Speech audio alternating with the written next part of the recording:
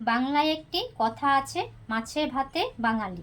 এই মাছ আর ভাত কিভাবে এত গভীরভাবে জড়িয়ে গেছে বাঙালির জীবনের সঙ্গে, চলুন জেনে নিই। অষ্টম থেকে দ্বাদশ শতাব্দীর চর্যাপদ সাহিত্যে বাংলা মানুষের খাদ্যাভ্যাসে মাছের উল্লেখ আছে। সে সময় বাংলার জনপ্রিয় মাছ ছিল রুই, কাতলা, ইলিশ ইত্যাদি। আমরা বাঙালিরা যেসব মাছের ঝোল খাই তারও একটি ইতিহাস আছে। প্রাচীন বাংলায় মাছ রান্না করা হতো খুব সাধারণভাবে, কিন্তু সময়ের সাথে সাথে এই সাধারণ রান্নায় যোগ হয় বিভিন্ন মশলা, আর এই মশলা মাছের স্বাদকে অতুলনীয় করে তোলে। আপনারা দেখছেন রন্ধন বিচিত্রা, আমি সঞ্জনা। আমাদের আজকের রেসিপি রুই মাছের কালিয়া। চলুন রেসিপিটি দেখে নিই। আমি এখানে 4 টুকরো রুই মাছ নিয়েছি। মাছটাকে প্রথমে ম্যারিনেট করে নেব। তার জন্য এখানে 8 চা চামচ নুন দিয়ে দিচ্ছি,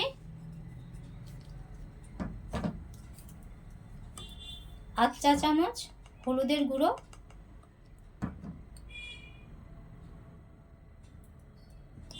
আর সবশেষে দিয়ে দেব সামান্য একটু সর্ষের তেল।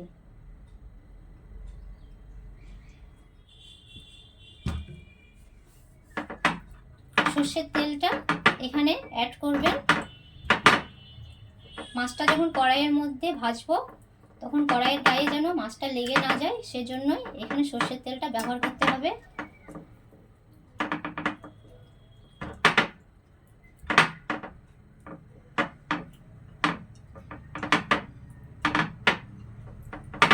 মাছের গায়ে ভালোভাবে সর্ষের তেল, নুন আর হলুদটা মাখিয়ে নেবেন।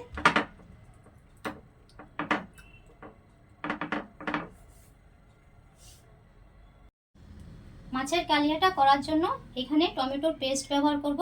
তো এখানে একটা টমেটো নিয়েছি। প্রথমে টমেটোটার খোসাটা ছাড়িয়ে নেব। টমেটোর খোসা ছাড়িয়ে মিক্সচার মেশিনে দিয়ে টমেটোটা পেস্ট করে নেবেন।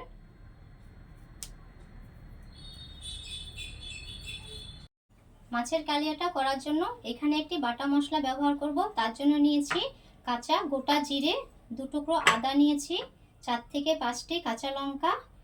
এটাকে মিক্সিতে দিয়ে পেস্ট করে নেব। আপনাদের বাড়িতে যদি শিলনোড়া থাকে তাহলে এটা বেটে নেবেন। মাছগুলো ভাজার জন্য গ্যাস অন করে একটা কড়াই বসিয়ে দিয়েছি। এখন কড়াইয়ের মধ্যে পরিমাণ মতো সর্ষের তেল দিয়ে দিচ্ছি।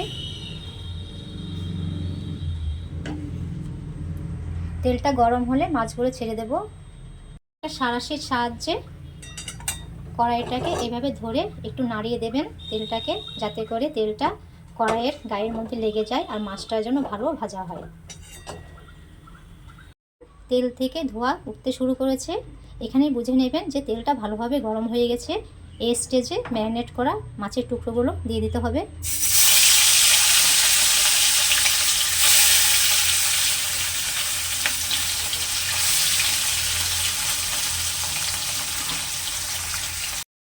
এই দেখুন মাছের নিচের দিকটা লাল লাল হয়ে গেছে। এখন উপরের দিকটা ভাজার জন্য উল্টিয়ে দেব।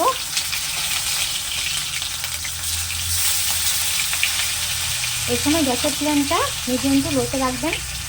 মাছগুলো লাল লাল করে ভাজা হয়ে গেছে। এখন এটা তুলে নেব। এই একই তেলে বাকি মাছগুলো ভেজে নিচ্ছি।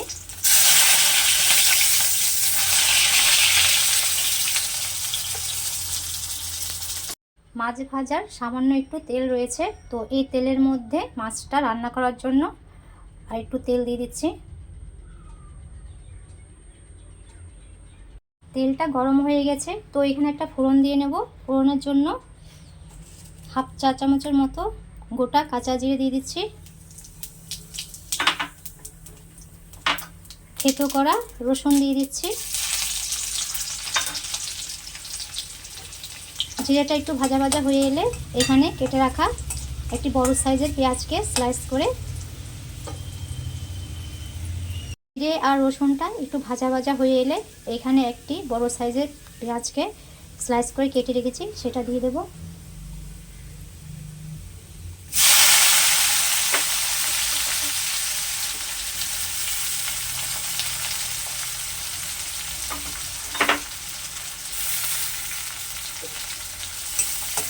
পেঁয়াজটা ভাজা ভাজা হয়ে এলে এখানে বেটে রাখা মশলাটা অ্যাড করতে হবে।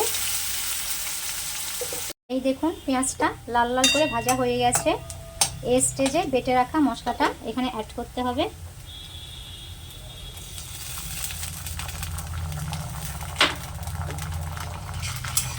সামান্য একটু নাড়াচাড়া করার পর বাকি মশলাগুলো দিয়ে দেব। এখন মশলাটার সাথে টমেটো পেস্টটা দিয়ে দিতে হবে। সঙ্গে দিয়ে দিতে হবে স্বাদ অনুযায়ী নুন,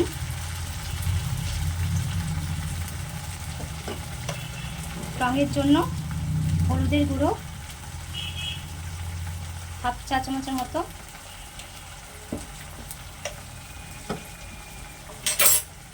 ঝালের জন্য 1 চা চামচের মতো লঙ্কার গুঁড়োটা দিয়ে দিচ্ছি। সবশেষে দিয়ে দিচ্ছি 2 চামচের মতো কাশ্মীরি লঙ্কার গুঁড়ো।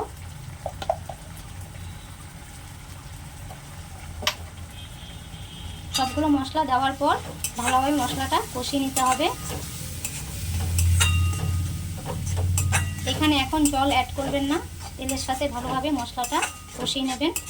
যখন তেলটা ছেড়ে আসবে তখনই এখানে একটু জল ব্যবহার করবেন।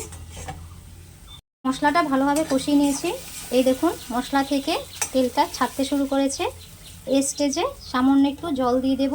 যেহেতু এই মাছ রান্নাটা গা মাখা মাখা হবে, সেহেতু এখানে জলের পরিমাণটা খুবই অল্প দিতে হবে।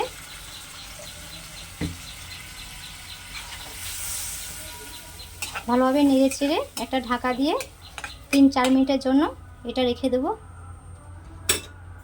এই সময় গ্যাসের ফ্লেমটা মিডিয়াম টু লোতে রাখবেন।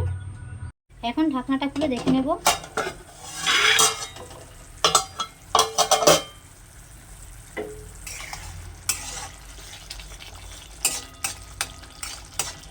ঝোলটা বেশ গাঢ় গাঢ় হয়ে গেছে। এই স্টেজে ভাজা মাছগুলো এখানে অ্যাড করে দেবেন।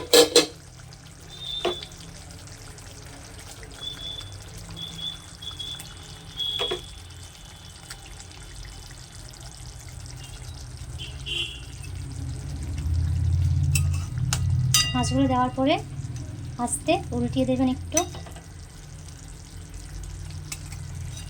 খুব সাবধানে করবেন যাতে মাছগুলো ভেঙে না যায়।